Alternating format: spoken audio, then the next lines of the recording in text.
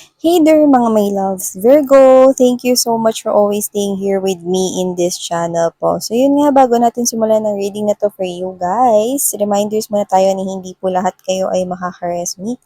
Kaya naman piliin mo lamang yung mga mensahe na sa tingin mo ay para sa'yo. At kung feel mo na ang reading na to ay for you, then this reading might really for you. And syempre, wala tayong gender here, babae, lalaki, LGBT, cross-watchers, you're all welcome here mga babes. No? Just take how this resonates and please apply this into your own unique situation. By the way, my name is Yan. Hi and hello everyone. At sa returning subscribers, maraming salamat sa walang sawa ninyong pagsuporta sa akin dito sa channel na ito. So yun nga no, titingnan natin mga babes, no? Sino ba dito yung may gusto ng surprise or masurpresa, no? Magugulat ganyan. Pero syempre, ano nga ba yung sunod na emosyon, no, pagtapos ng pagkagulat? Ito ba ay positibo or ito ba ay maaring magpasigla, magpatuwa, no, magpagalak sa'yo? O maaari bang ito ay negatibo, no, maaring hindi mo magustuhan, ano man to, no? Yun ang aalamin natin dito. Okay, so thank you so much, Person Angel, guys, Archangel Michael. Thank you so much for being present in our reading. This is for Virgo.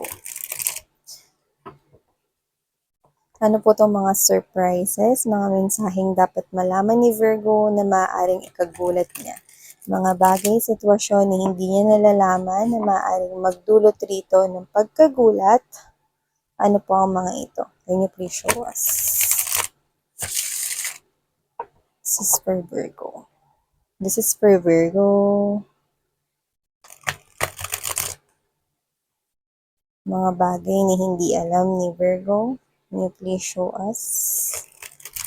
Para malaman nila. Okay. Okay.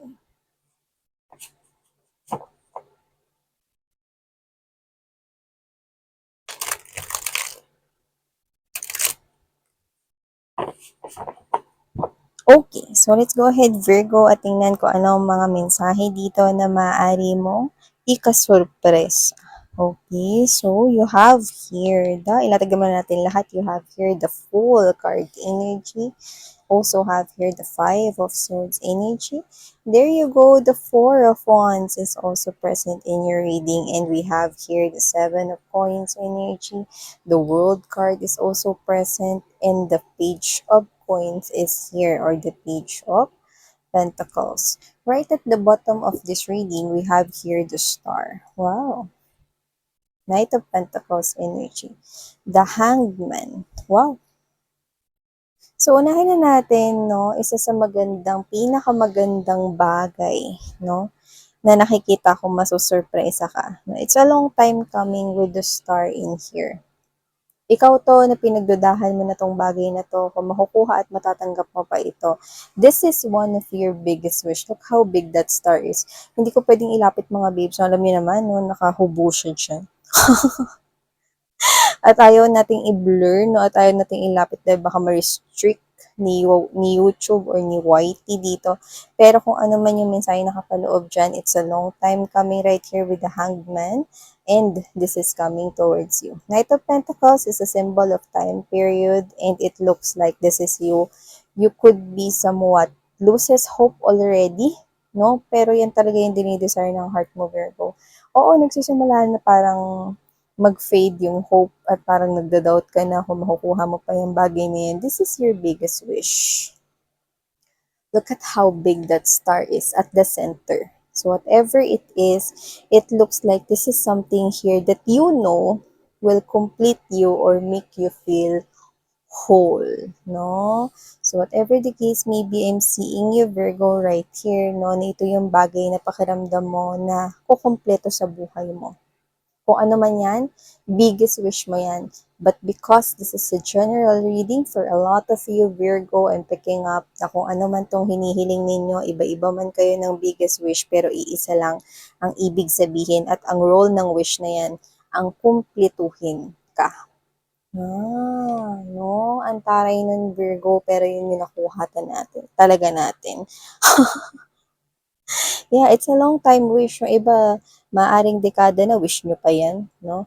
I mean, wish nyo na yan. No, iba naman mga babes, no, pwedeng you feel like ang tagal-tagal mo ng wish yan, no, at parang feeling mo, hindi na ata ito mangyayari or dadating sa'yo, but it is coming, yan, no, after a long time, it is coming.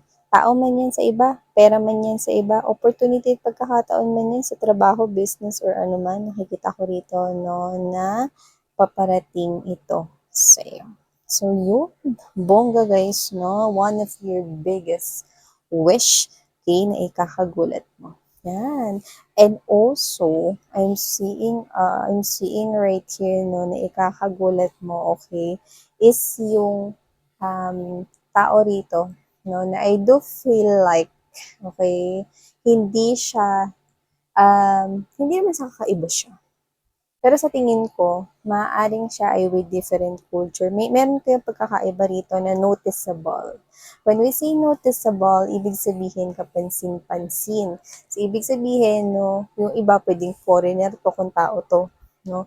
Maaring sa kulay ng balat, may difference sa color. Maybe that person is white, maybe that person is black. You have different skin types as well. Skin color here could be culture naman sa iba, might be sa physical looks as well, no, may pagkakaiba kayo na noticeable. So, kung sino man siya, no, like literally, magugulat ka sa pagdating niya, no, kasi nakikita ko siyang magsistay sa buhay mo. Mm-hmm. So, pwedeng siya ay dumating sa buhay mo, baka bagong katrabaho, no, bagong makakasama sa lunch, pwedeng kaibigan yan, no, or kung sino man siya rito, nakikita ko na magkakaroon kayo ng magandang samahan, no. So, halo-halo kasi itong mga babes, no. Iba kasi doesn't have to be na romantic feelings, involvement yun, pero yung iba kasi nakikita ko dito, magandang connection, pwedeng friendship yan, okay? Or partnership sa trabaho. Yan, no? Magugulat ka kasi magkaiba kayo rito, lalo na kung magkaiba kayo ng lahi, nakikita ko, no, na magkakaintindihan kayo rito. Yes, no? So, whatever the case may be, it's like you understanding each other. It's like, matagal na kayong magkaibigan, no? Parang pakiramdam mo matagal na kayong magkaibigan kahit na makikilala mo pa lang siya or kakarating pa lang nitong tao na to sa buhay ng iba nating Virgo people dyan kung nasa life nyo na ito. Yan, no? Tsaka isa pa sa bagay na ikakagulat mo. Meron dito mga babes, no, na hindi mo akalain, no? Akala mo, okay, pinagsisisihan niya na yung mga ginawa niyang kasalanan sa'yo. No? Ibig sabihin nitong tao na to, this person did played games with you. At ang nakikita ko dito, nakakasugat ang mga salitang nabanggit at nabitiwan niya sa'yo noon. No? Yan, nabubulol na naman tayo rito. Kasi yung energy niya, no, nanggigigil siya rito. Oh, aba, miss yan, may karapatan pa yun manggigil talaga. Eh, yun yung nakikita ko rito at nafe-feel natin na vibe coming from this energy, no? Nanggigigil siya rito at nagsisisi siya rito. Hindi siya nagsisisi rito. Yan, no? I mean, hindi siya nagsisisi rito, no? At nakakaloka kasi ang iniisip mo, no, nagsisisi na siya rito at kung saan man siyang lupalop ng mundo, no? Iniisip mo na parang, what's this? Um, naka-move on na siya, yung ganyan, no? Or iniisip mo dito na parang, ano yun, nasa dulo ng dila ko. Tagalog kasi. Please bear with me. So, yun nga, no? So, kung sino man siya, nakikita ko rito, no, na magugulat ka rito kasi akala mo, okay na, 'di ba? Akala mo magpapakumbaba siya sa'yo, parang gano'n yung dating. Akala mo, hindi ka na niya aawayin at hindi na may babalik yung ugali niyang gano'n noon, no? Pero magugulat ka kasi kung sino siya, no, gano'n pa din. Magugulat ka rito, no, na ang nakakaloka, mag-aaway pa kayo. Itong komunikasyon na to, no, magkakaroon kasi ng komunikasyon dito. Mag-aaway kayong dalawa Virgo kasi itong tao na to, nakikita ko siyang pasugod dito sa'yo, no? At galit siya. Nanggigigil siya rito. So, maaring meron ditong may kinalaman, no, na bagong balita tungkol sa'yo, no? At hindi niya yun ikinakatuwa. Bagkus, nagagalit siya rito. Yan, no? Parang, kunwari, kung ex mo siya, no, at this person did played games with you at siya nga to na parang kasing talas ng patalim, no, ang kanya rito mga salita na nabitiwan noon, no, then maaaring strongly siya tong tinutukoy dito, no.